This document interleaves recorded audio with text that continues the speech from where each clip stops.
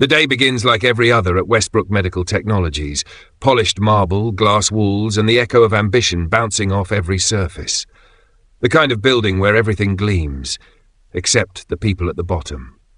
Inside the lobby, DeVon Mitchell pushes a mop bucket across the floor with slow precision.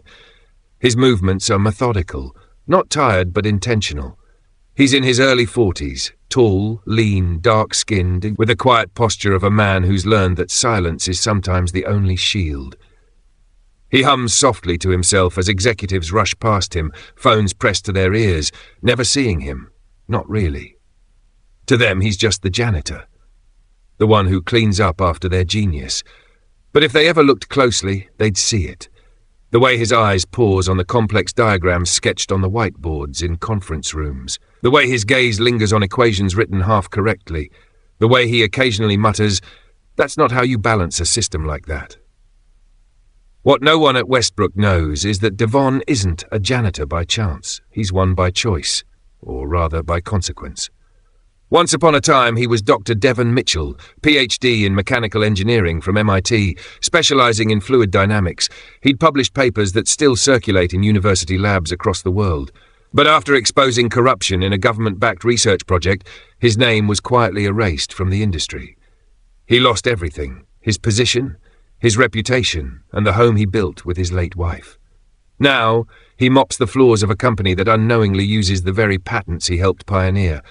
This morning he arrives early, as always, before the noise, before the pretense. He likes the stillness of the lab, the hum of machines, the click of relays warming up. It's his way of touching the world he once ruled.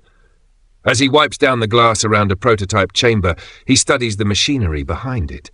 A compact, high-pressure device designed to regulate artificial organ systems. The concept is elegant, but flawed. Even from across the room he sees it, the imbalance in the valve ratio, the thing no one else seems to notice. He exhales slowly, shaking his head. "You'll burn out the whole system if you don't adjust that." He mutters under his breath. Then he dips the mop again, pretending he never saw it. Moments later, the calm breaks. The elevator doors open and chaos spills out. A group of engineers rushes past, frantic. Then comes Preston Hale, the company's CEO, mid-50s, tall, slick hair, sharp suit, sharper tongue. He's the kind of man who measures worth by watch brands and last names. He storms across the lobby, phone in hand, barking into his headset. "Get me production on line 2! I don't care what it costs, we can't have a failure this close to launch." He hangs up, pivots, and nearly bumps into DeVon.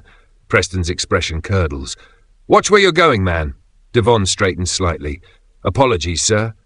Preston looks at him, really looks, and scoffs. "You're the janitor, right?" "Yes, sir." "Well, maybe focus on that. We've got real problems up there, not mop water." He strides off before DeVon can respond. A few interns nearby exchange nervous glances. The air feels heavier. DeVon bends back down to work, jaw tight but face calm. He's heard worse. The difference is, this time, he knows what they don't, that the real problem up there might just be one equation away from disaster. As the minutes pass, the tension in the building grows. Word spreads. The flagship device, the one projected to generate $100 million in its first year, has failed internal testing. It overheats during trials, causing pressure collapses that could render the entire line unsafe. Investors are on edge. The media is already asking questions. One leak, and Westbrook's reputation could shatter overnight. From his corner, DeVon listens to the engineers through open glass doors as they scramble for answers. He knows that language, the half-formed sentences of panic, the desperation behind forced logic. He knows what failure sounds like. Then, quietly, he whispers to himself again. 4 words that will later change everything. It's the valve ratio. He looks up toward the conference floor, where men in suits argue over calculations they barely understand. He wants to step in. His mind races, solving the problem in seconds, but his history stops him. He's been punished once for speaking truth to power. He won't do it again, not unless he has to. Still, he can't help himself. He walks past the window of the lab, glancing at the display screens showing lines of code and performance metrics. He sees the error, right there, blinking red, waiting for someone who understands pressure differentials to catch it. No one does. Then the shouting begins again. Preston slams his hand on a console upstairs, screaming at his engineers. His voice echoes down the stairwell. "You people are useless. Fix it before I lose my mind." Down below, DeVon just sighs. Have you ever noticed how the quietest person in the room usually sees what everyone else misses? If you believe in stories that prove it's not your title but your truth that defines you, hit that subscribe button, because this story is just getting started. Back in the lobby, the clock ticks toward noon. The tension is suffocating. DeVon finishes polishing the last stretch of marble, then glances at the reflection staring back at him. Tired eyes, still sharp. A man pretending to be invisible in a world built to overlook him. Upstairs, the alarms sound again. Overheating detected. The prototype fails for the third time. Preston throws his pen across the room. "We're done," he mutters. "We just lost the deal." And in that moment, DeVon looks up from his bucket, wipes his hands on his uniform, and stares toward the staircase, the same one that separates the basement from the boardroom. He doesn't know it yet, but that line between silence and courage is about to disappear. The clock on the lab wall hits 11:42 a.m., and the air feels thick, the kind of silence that comes before a storm. Screens flicker with red warning symbols. The medical prototype, a life-saving circulatory assist device, is failing test after test. Each shutdown costs the company thousands, and every second stretches that loss. Upstairs, investors are pacing like caged wolves. They flew in from Switzerland, Dubai, and Singapore to witness the launch of the decade, a device that promised to revolutionize emergency medicine. Instead, they're watching millions burn in real time. Downstairs, the janitorial cart squeaks quietly across the marble. DeVon Mitchell moves slowly, methodically, wiping surfaces, his eyes catching flashes of the data monitors. Temperature readings, pressure inconsistencies, minor details no one seems to notice, but he does. The glass doors swing open. Preston Hale, the CEO, storms in like a thunderclap. His face is red, jaw tight. The expensive suit can't hide the panic dripping from his voice. "Who ran the diagnostics?" he barks. "How the hell does a $100 million machine fail at 0 hour? No one answers. The lead engineer mutters something about recalibration. Preston snaps. "We don't have time for recalibration. Fix it now or I swear I'll replace the whole damn team." He paces. He blames. He gestures wildly, papers flying off the table. Then, without looking, he slams his hand on the counter, right beside DeVon's mop bucket. Preston glares at him. "Don't just stand there. You people wouldn't understand what's at stake." That phrase, "you people," it lands heavy. DeVon's hand tightens around the mop handle, but his eyes stay calm, watchful. He's been here before. Not in this room, but in this moment. The one where arrogance mistakes silence for stupidity. He glances up at the board, full of messy formulas and frustrated notes. Then he hears it. The lead engineer, "If we recalibrate the compressor valve by 0.05, it might reduce the overheating." DeVon freezes mid-step. He knows instantly that's wrong. That minor shift will only worsen the pressure differential. He'd seen it years ago, back when he designed a similar cooling system for a different company, one that never gave him credit. His heart pounds. He could stay quiet. It's not his place. Not his job. He's just the janitor. But in that instant, he remembers the purpose behind this machine. Cardiac stabilization for trauma patients. If it fails in the field, someone will die. He breathes out slowly, then steps forward. "Sir." His voice is measured, respectful, yet firm. "If I may, your valve ratio is off by 0.03. That's what's causing the pressure collapse." The room freezes. The hum of the machine stops. Even the air conditioning seems to hold its breath. Preston turns, slowly. "What did you just say?" Mike, DeVon doesn't move. "It's not the compressor, it's the valve ratio. Your intake is restricting flow after thermal expansion." The engineers stare, half insulted, half intrigued. Preston laughs dryly. "You're the janitor. What could you possibly know about valve ratios?" Without responding, DeVon picks up a dry erase marker from the counter. His hand moves like instinct, clean, confident, certain. In seconds, he's erased 3 lines of equations and replaced them with new calculations, adjusting only the thermal coefficient and ratio of the primary regulator. The equations balance perfectly. One of the engineers, Sarah, leans closer. "Wait, if that's right, that explains the heat surge." Preston frowns. "Run it." The team scrambles to input DeVon's formula. The lab fills with the soft hum of machinery spinning up again. Then silence. The prototype stabilizes. Pressure levels normalize. The temperature plateaus. It's working. Sarah gasps, "Oh my God, it's actually working." The relief is immediate, like a collective exhale.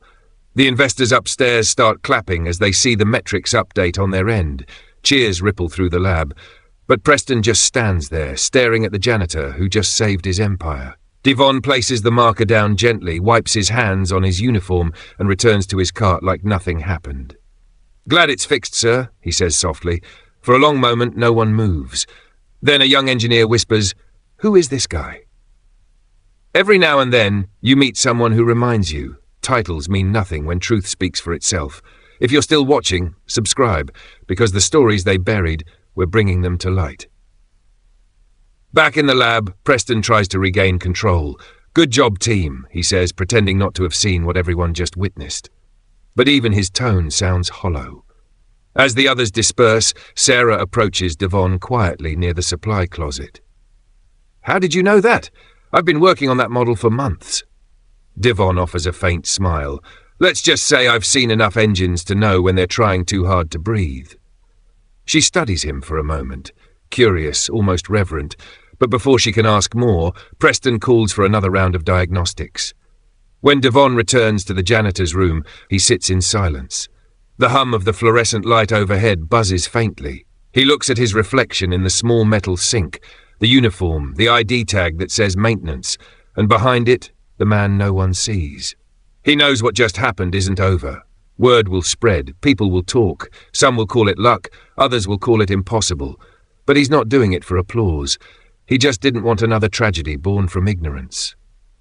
Upstairs, through the glass walls of the executive suite, Preston Hale stands alone. On his desk sits the finalized deal, the one James saved. He stares at the signatures of international partners and realizes they aren't celebrating him. They're celebrating the man he called stupid. And for the first time in a long time, Preston feels small.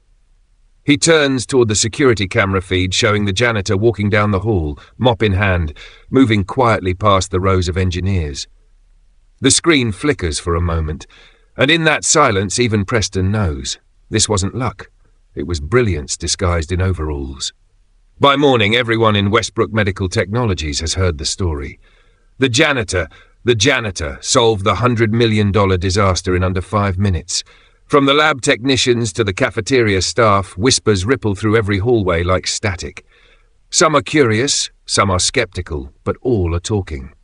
On the top floor, inside the executive boardroom, the energy is colder.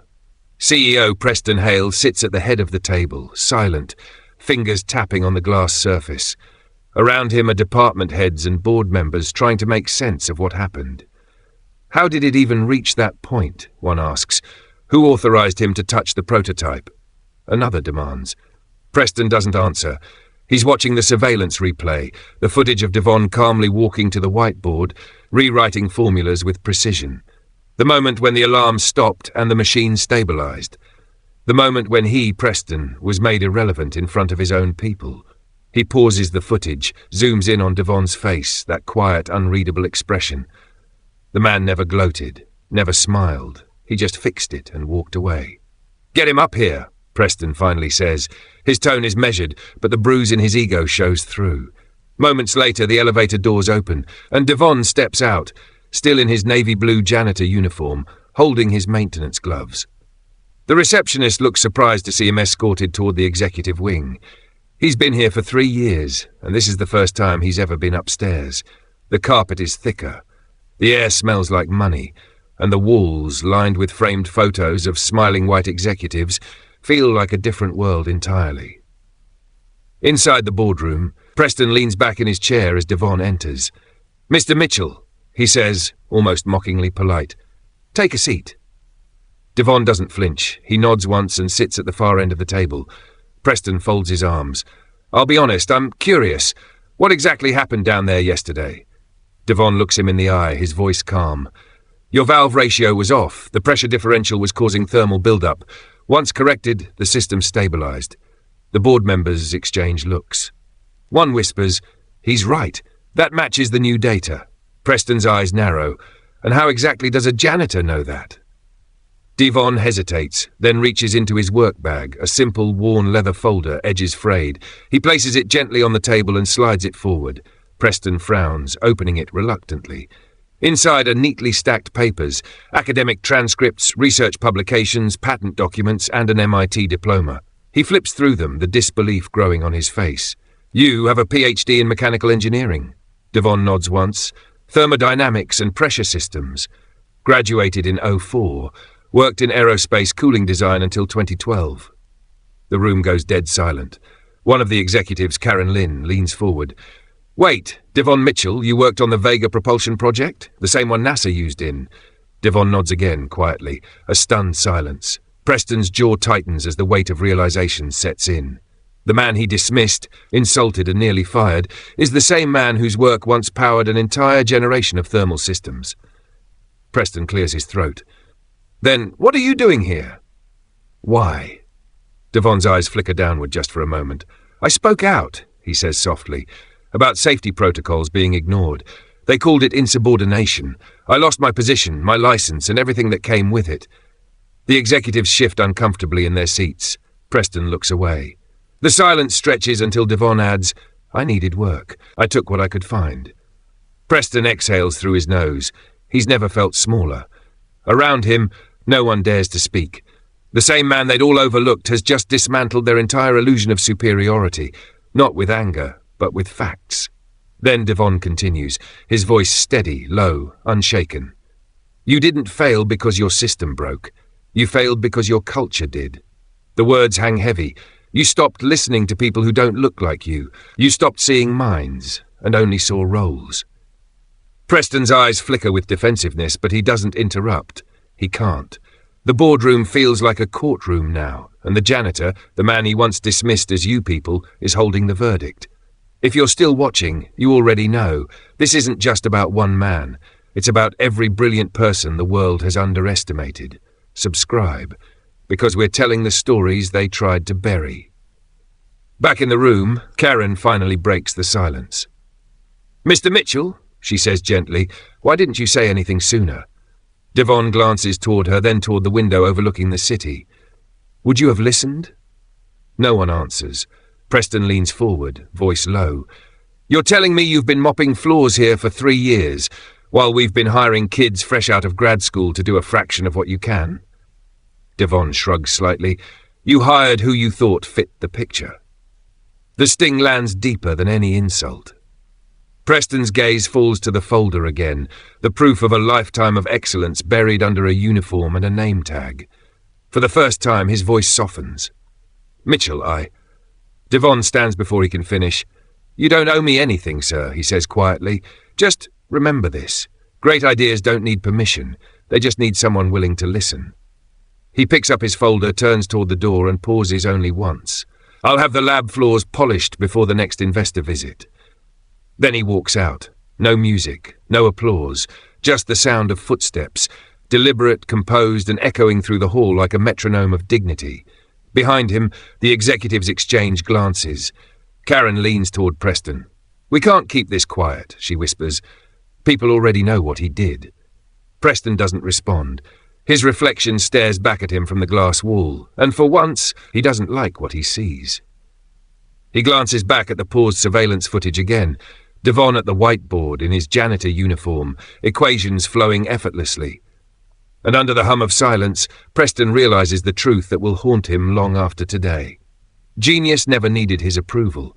It only needed a moment to be seen. The news spreads faster than wildfire.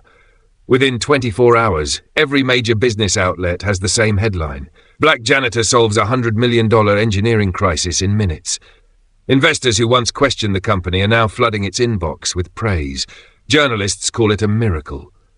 But for DeVon Mitchell, it doesn't feel like one. He still wakes up at 5 a.m., puts on the same faded blue uniform, and walks the same polished hallway. The only difference is that people now whisper when he passes. Some whisper admiration. Some whisper guilt. But all of them move out of his way. Upstairs in the CEO's office, Preston Hale is in damage control mode. The viral attention that should have boosted his reputation has done the opposite.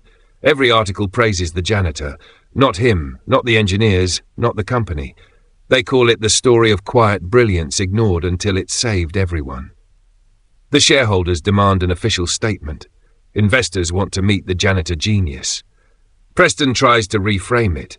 His company discovered new talent, but the internet doesn't buy it. They've seen the footage from the lab. They saw the way he dismissed the man who saved him. So when Preston calls DeVon into the boardroom again, the tone is different this time. No shouting, no superiority. Just a quiet, almost desperate kind of respect. DeVon enters, shoulders squared, eyes calm. The same janitor, only now the room feels smaller around him. The same executives who once ignored him can't even meet his gaze. Preston clears his throat.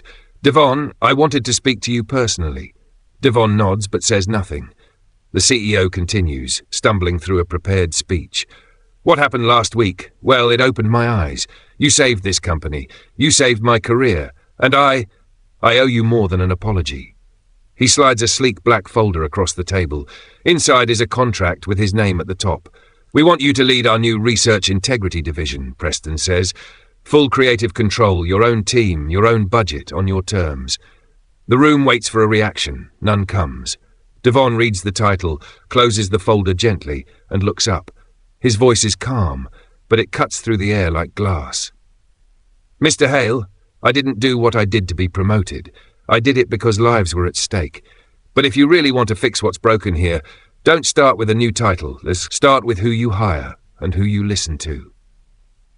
The room goes still. You've built a company that celebrates innovation, he continues, but you've only ever listened to people who look like you. Until that changes, no division, no matter who runs it, will fix your blindness. The silence is unbearable. One of the board members clears his throat trying to interject, but DeVon's gaze stops him cold. Then, slowly, DeVon pushes the folder back.